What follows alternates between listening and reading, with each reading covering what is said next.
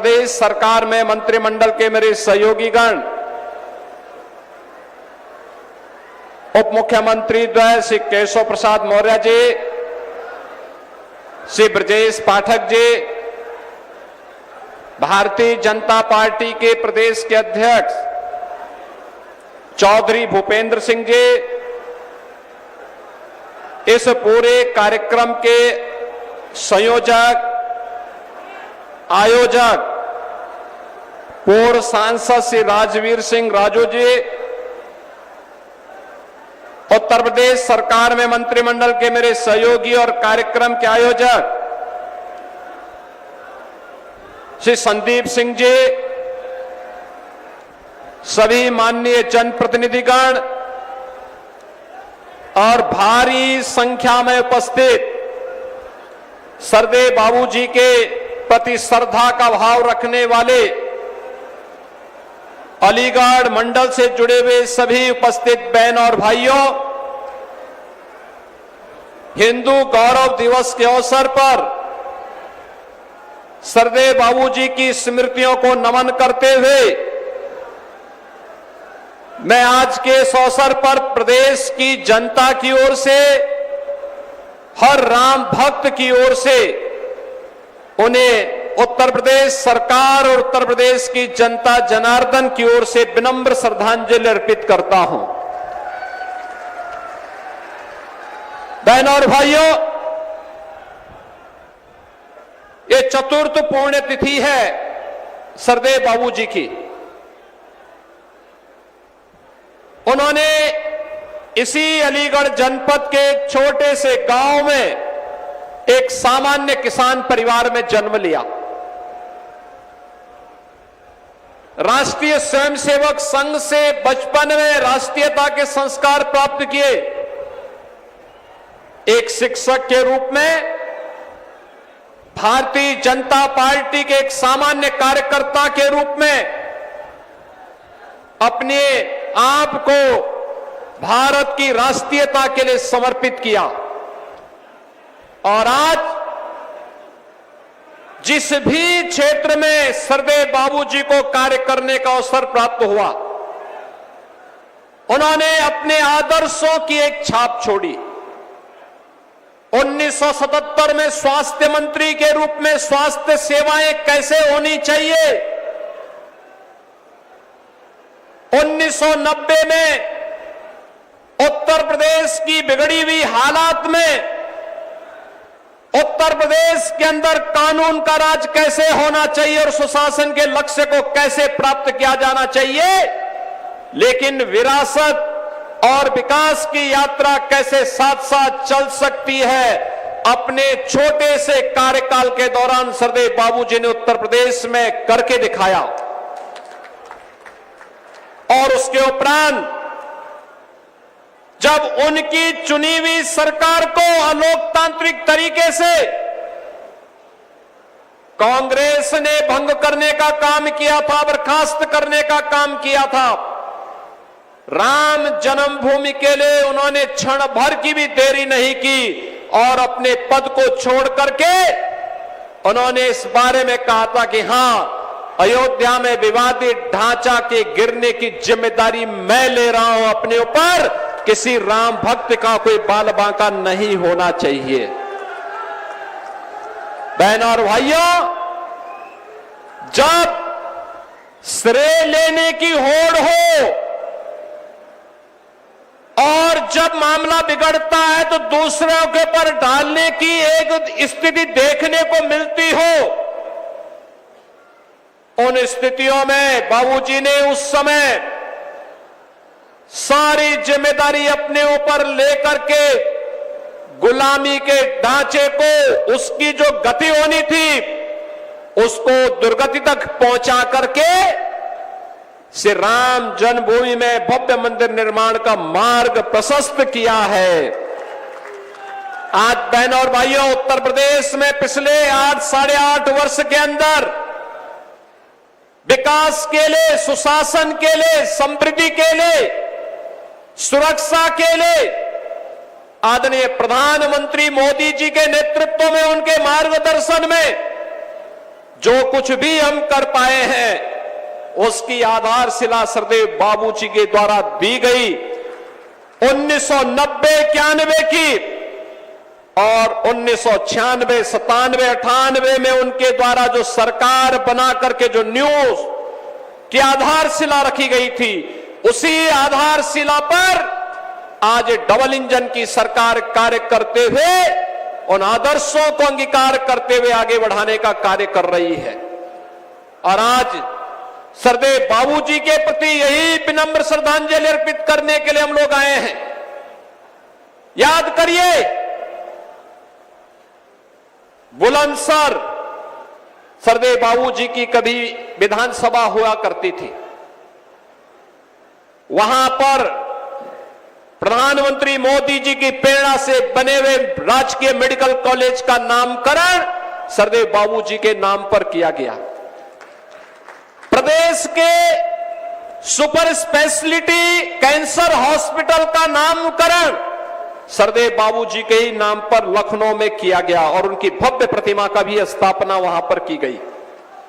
बहन और भाइयों, जो लोग आज पीडीए के नाम पर समाज को बांटने का प्रयास कर रहे हैं, ये वही लोग हैं जब इनकी सरकार हुआ करती थी, दंगे होते थे, गुंडे और माफिया प्रदेश में तांडव मचाते थे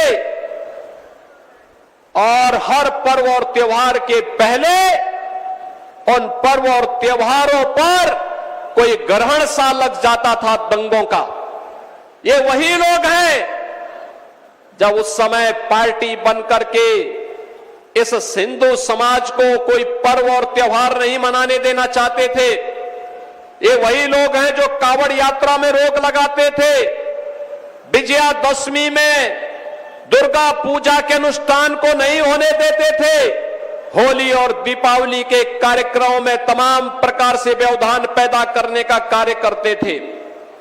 उस समय इनके द्वारा जो तुष्टीकरण की नीति थी, आज प्रधानमंत्री मोदी जी के नेतृत्व में तुष्टीकरण नहीं, सबका साथ और सबके विकास के साथ संतुष्टीकरण की नीति है। विकास सबका, सुरक्षा सबको, लेकिन तुष्टीकरण किसी का नहीं। तुष्टीकरण किसी का नहीं। अगर गुलामी के अंशों को समाप्त करना है, विरासत पर गौरव की अनुभूति करना है, तो अयोध्या में राम मंदिर का भव्य निर्माण उसकी एक अनुपम छाप के रूप में, एक अनुपम मिसाल के रूप में हम सबके सामने है। हम सब अयोध्या की इस विरासत पर गौरव की अनुभूति करते हैं।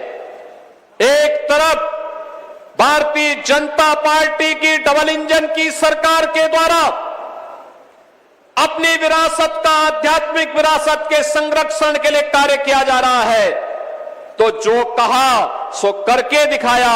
जम्मू कश्मीर में धारा 370 समाप्त करके हमेशा के लिए आतंकवाद पर नकेल कसने के लिए जो कार्य किया गया, यह भी स्वतंत्र भारत और 140 करोड़ का भारत आज उसका प्रत्यक्षदर्शी है। वो इस बात का अनुभव कर रहा है कि घोषणाएं बहुत होती थी, लेकिन उसका मूर्त रूप आज देखने को मिल रहा है। लेकिन जो लोग आज पीडीए की बात करके समाज की एकता को खंडित करना चाहते हैं, इनसे पूछना चाहिए, जब प्रदेश में दंगों की आग लगी थी, प्रदेश का नागरिक, चाहे वह अलीगढ़ के दंगे हो, बरेली के दंगे हो, मुजफ्फरनगर के दंगे हो, मेरठ के दंगे हो, जिन लोगों की बोलती दंगों के समय पीड़ित हिंदुओं के पक्ष में नहीं होती थी, पीड़ित में से दलित भी था, पिछड़ा भी था, व्यापारी भी था, सामान्य हिंदू भी था, अकेले भारतीय जनता पार्टी उनके पक्ष में खड़ी होती थी। तब भी भारतीय जनता पार्टी खड़ी होती थी। पिछले 8.5 वर्ष में प्रदेश दंगा मुक्त हुआ है, गुंडागिर्दी और माफियागिरी से मुक्त हुआ है। लेकिन आज फिर से इस एकता को खंडित करने के लिए जो बातें परिवार डेवलपमेंट अथॉरिटी के द्वारा फिर से प्रारंभ किया गया है। ये परिवार डेवलपमेंट अथॉरिटी जो सबका साथ की तो बात करता है, लेकिन परिवार के विकास की बात करता है। और इन्होंने चार बार प्रदेश में समाजवादी पार्टी की सरकार आने पर यही करके दिखाया भी। आपने देखा होगा अभी हम लोगों ने 60,244 पुलिस की भर्ती संपन्न की। अलीगढ़ के भी बहुत सारे नौजवान भर्ती हुए थे, उसमें बहुत सारे अलीगढ़ के नौजवान भर्ती हुए, एटा के नौजवान भर्ती हुए, कासगंज और हाथरस के नौजवान भर्ती हुए, प्रदेश के सभी 75 जनपदों के नौजवान उसमें भर्ती हुए।